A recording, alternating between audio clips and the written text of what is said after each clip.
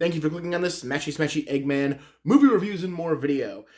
Alright, well, if you watched my review for The Menu and Spirited, you heard me say that I might be watching A Christmas Story Christmas yet today.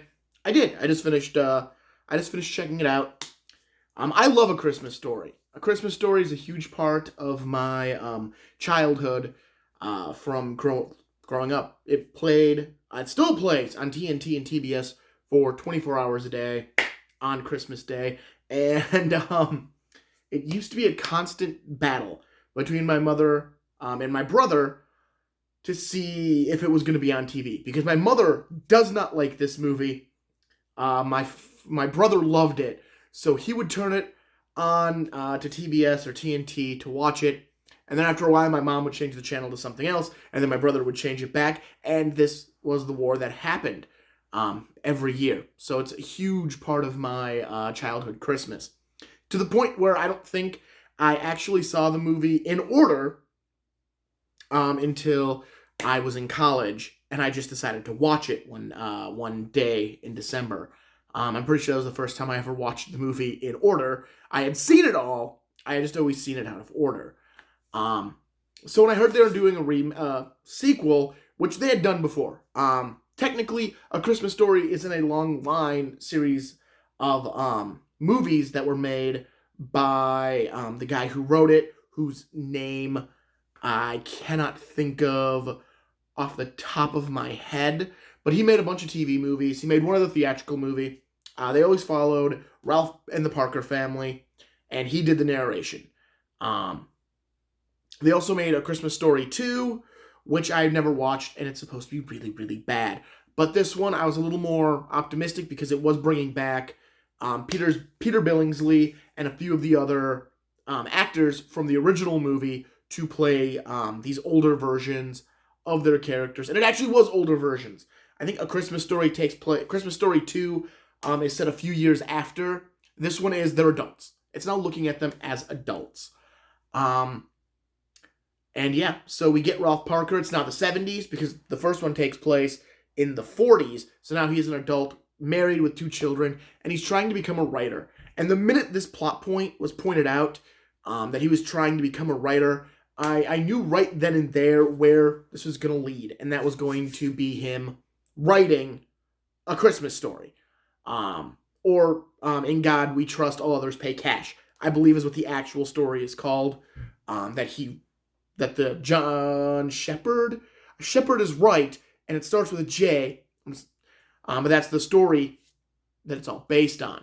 So I knew that's how it was going to end. It had to end that way.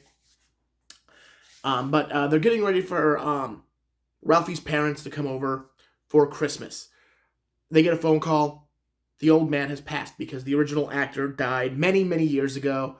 And I believe the actress who played the mother doesn't reprise the role, but I think she's still alive and actually gave her blessing to the person who did reprise the role. I'm pretty sure that's why that part got recast, but the old man didn't. I think it was also part of this story is Ralph having to take over as for the old man. That Ralph is no longer just like he is now the man of the house. He is now the man of his family, and he needs to put on the shoes of his father. That is a lot of what this movie is stepping in to fill the shoes of loss. And it is Christmas time. So Ralphie takes his family, and they return home. And it's much like the first one. It's more vignette than anything else, where it's just stuff happening on its way to Christmas.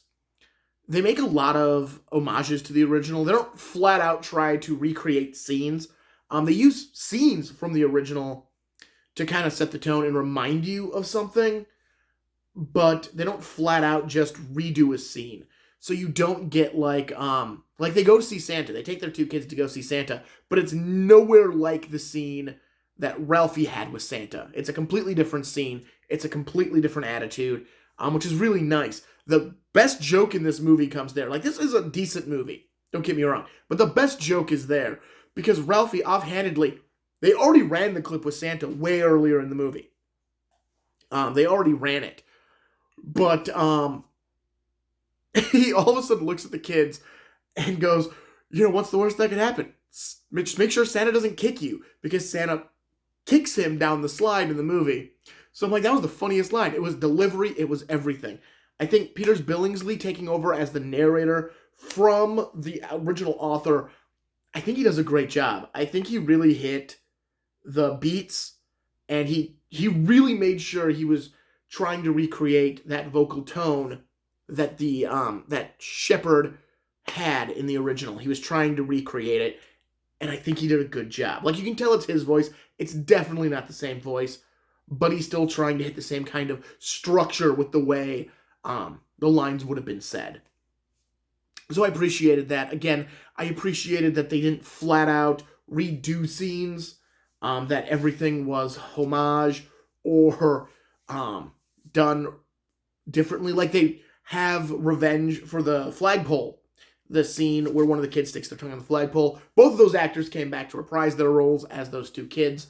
And they have revenge for it. And a lot of people would go, well, it's 35 years. Who goes for revenge after 35 years? I am literally in a friend group and have friends who have waited way longer than that, or would wait that long just to get revenge on something. So I think that worked out real nice. I liked it that it wasn't the full, like, oh, they have to redo the whole double dog. That it's literally a completely different setup to get the dude to do the stupid thing. And then the thing that pushes them over is just the triple dog dare. They don't have to go through the whole setup of the dares. It's just, I triple dog dare you, because it's that callback. That's the moment where it's very clear, hey, I'm getting you back for this. So I liked that. I liked the fact that they just didn't redo the original. I thought it was very well acted. It moves very nicely, and it was an enjoyable movie.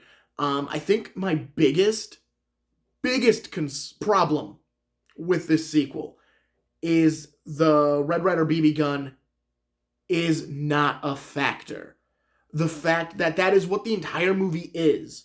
The first movie is this kid's quest to get the perfect gift, and it is this Red Ryder BB gun, and you get a single shot of the stock, and that's it. And it's supposed to be what triggers him to actually write the story, like, because it's right before he starts writing it. But there's also another reference in the same shot, because it's starting on one reference, and you expect to hear a line of dialogue about that reference, which is the blue bowling ball that the dad got. And then it pans out, and you see the stock of the Red Ryder BB gun, which is the greatest gift he ever received. And it's sitting in the attic of his parents' house.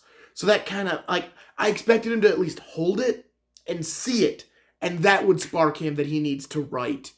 Plus, it's this present his dad gave him. Like, his dad gave him the BB gun. So I feel like there should have been more to that scene.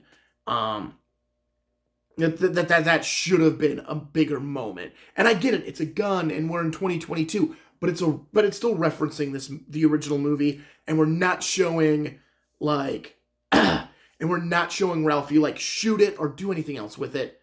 It's just him holding it.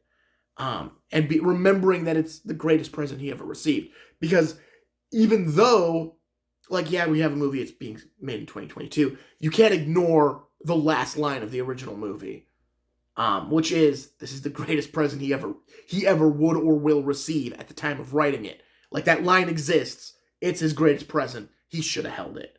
That is my biggest problem with this movie. Is it enough to make me go, I'm never going to watch it again? No. It is very possible I will watch this movie again. I don't think it's a necessary sequel. It was fun. It's a fun sequel. Again, it's a better legacy than a lot of the ones that are coming out, because it's not trying to beat you on the head with references. Or, like, it's referencing, it's not forcing. Like, there is no moment where a new, like, prize shows up to replace the leg lamp. That doesn't happen. There is no leg lamp. The leg lamp, the shade of the leg lamp is all that's left. That is the reference to the leg lamp, is the shade is still in the attic.